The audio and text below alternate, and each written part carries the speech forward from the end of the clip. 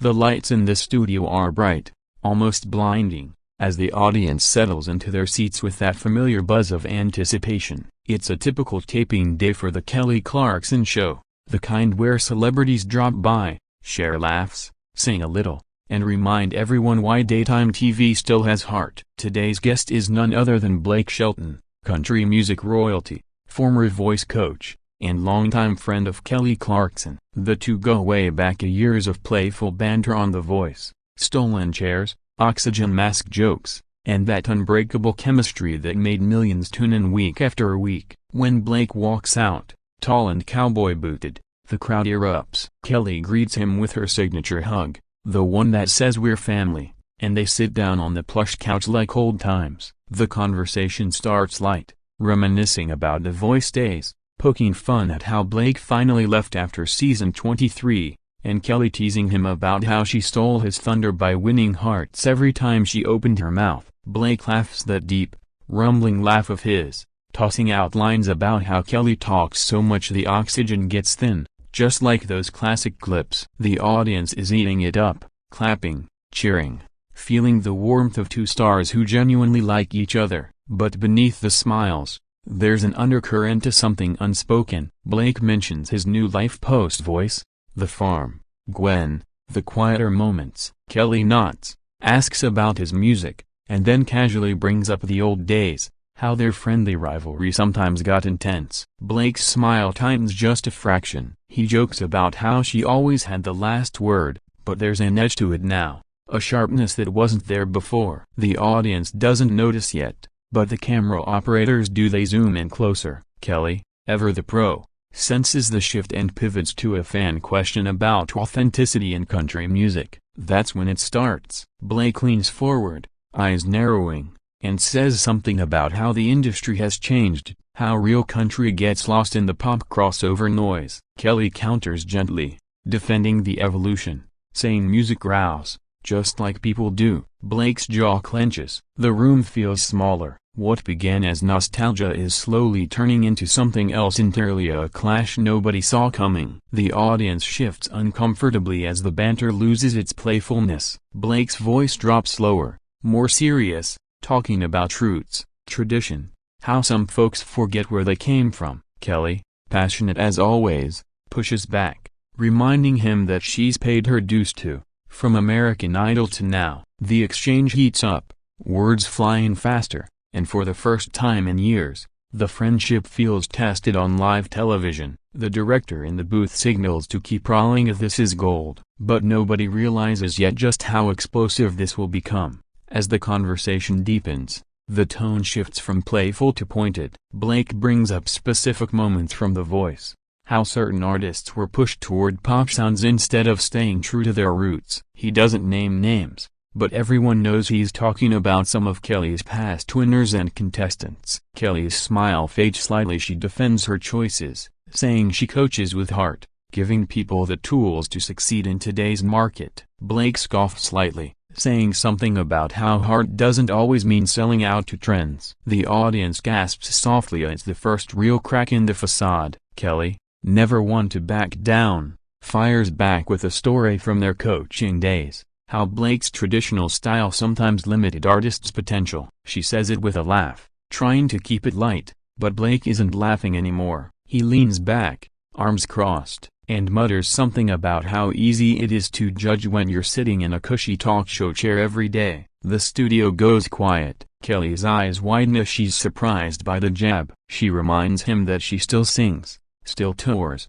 still fights for music every day. But Blake doubles down, voice rising, talking about how the music business chews up authenticity and spits out clones. He gestures toward the audience, saying they deserve real stories, not manufactured hits. Kelly counters that evolution isn't betrayal, it's survival. The back and forth accelerates, words overlapping, each trying to land the final point. The cameras capture every tense glance, every furrowed brow. Producers in the back start whispering this wasn't in the pre-interview notes. Blake's face reddens as he recalls a particular season where he felt Kelly's team got preferential treatment from the network. Kelly shakes her head, incredulous, saying that's not fair. He knows how the show works. But Blake isn't hearing it. He stands up halfway, pointing, voice booming now about loyalty, about friendship meaning something more than just TV moments. Kelly stands too, hands out, pleading for calm,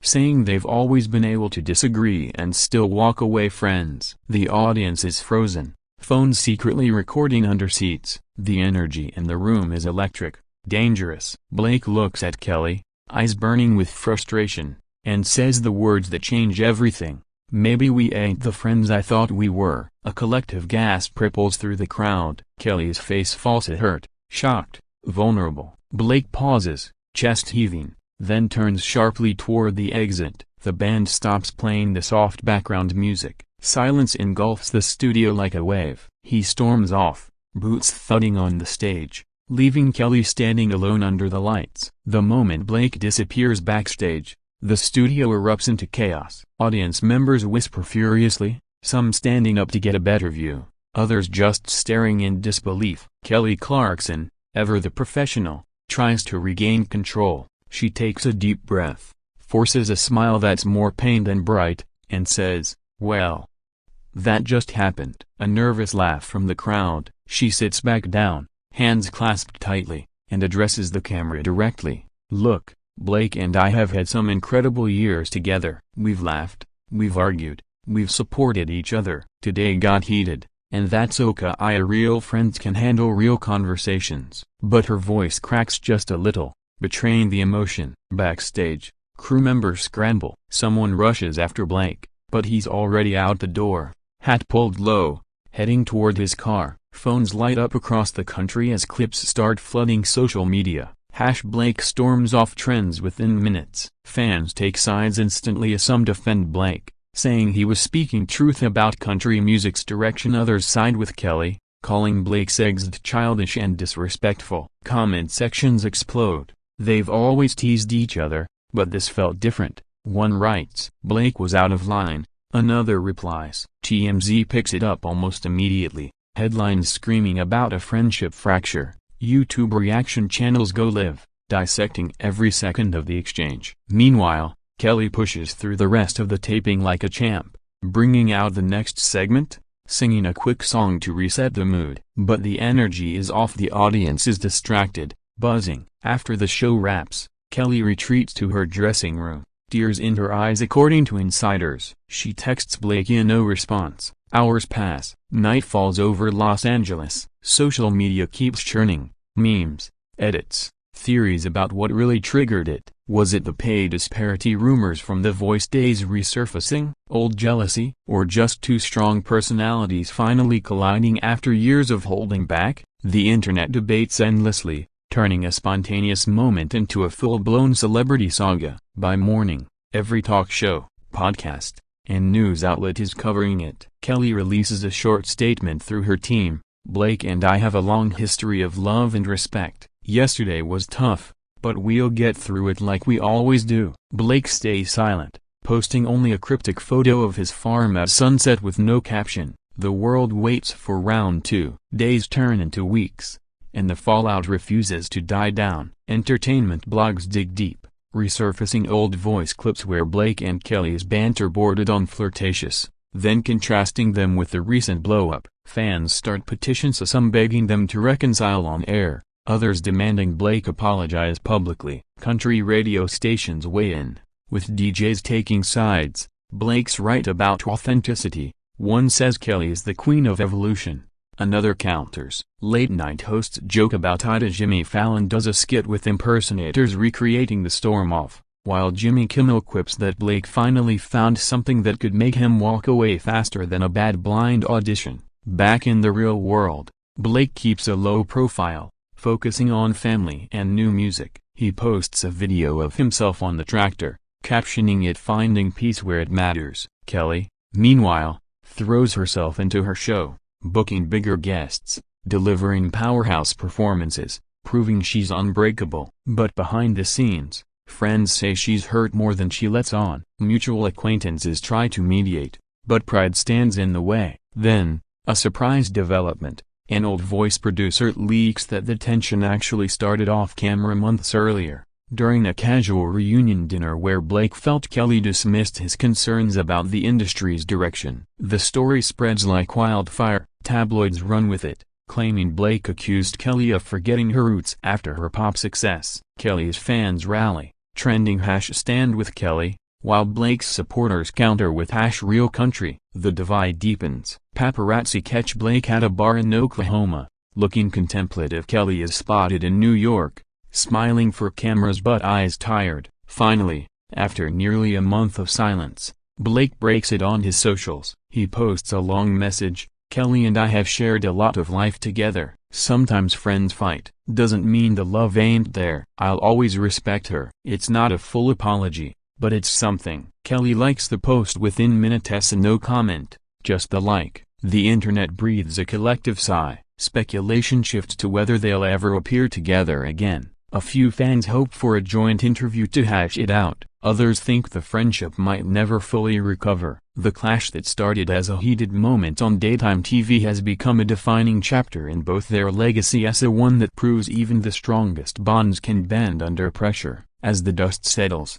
industry insiders start analyzing the bigger picture. Was this clash inevitable? Two massive personalities, both opinionated, both protective of their art. Blake the traditionalist, Kelly the innovator. Their history on The Voice was built on friendly fire, but perhaps the stakes changed when the red chairs were gone. Without the show to channel their rivalry, the tension had nowhere to go but outward. Experts note how rare it is for such raw emotion to live in today's scripted celebrity world. It felt authentic, painful, real. Viewership for that episode skyrockets when it finally airs. Millions tune in, curious about the infamous walk-off. Clips go viral repeatedly, racking up hundreds of millions of views. Reaction videos multiply. Psychologists break down the body language. Music critics debate the authenticity argument. Even relationship experts chime in on friendship dynamics. The Kelly Clarkson Show sees a ratings bump. People want to see how Kelly handles the aftermath. She addresses it subtly in monologues,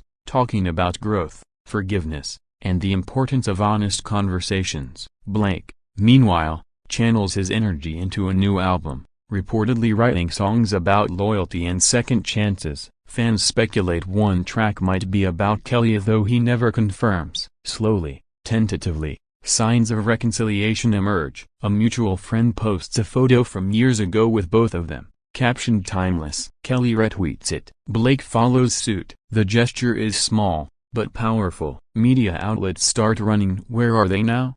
pieces, predicting a future reunion, maybe a special Voice anniversary episode, maybe a duet. The public, hungry for resolution, eats it up. Some fans even starred fan fiction scenarios where they hug it out on live TV. Through it all, both artists remain professional, refusing to fuel the drama further. They let their music and actions speak instead. The clash becomes a cautionary tale in Hollywood. Even best friends can reach breaking points, but the strongest ones find their way back. As months pass, the storm off fades from breaking news to fond, if intense, memory. People still talk about it at parties. Remember when Blake walked off Kelly's show? And smile, knowing that in show business, sometimes the most dramatic moments lead to the deepest reconnections. The chapter closes, not with anger, but with quiet hope. In the end, what remains is the legacy of two icons who dared to be real when the cameras were rolling. Blake Shelton and Kelly Clarkson didn't just entertain, they reminded the world that friendship, even famous friendship, isn't always smooth. It's messy, passionate, sometimes painful. The storm-off wasn't the end of their story, it was a pivot point. Years from now, when music historians look back, they'll mention this moment as the date two legends showed vulnerability in an industry that often demands perfection. Fans continue to stream their old voice battles, laughing at the banter, now appreciating the depth behind it. New generations discover their music, their friendship, their clash, and learn that heroes can disagree without becoming enemies. Kelly keeps shining on her show,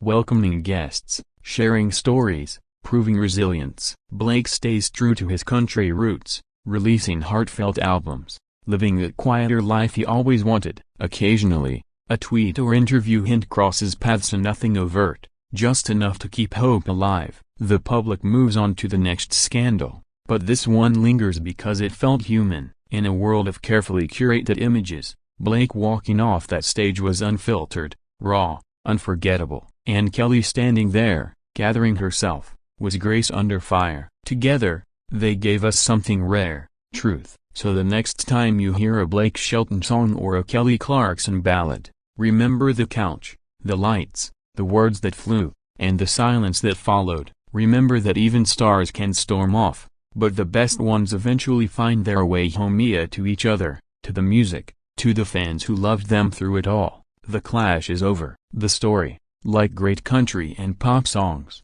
goes on forever.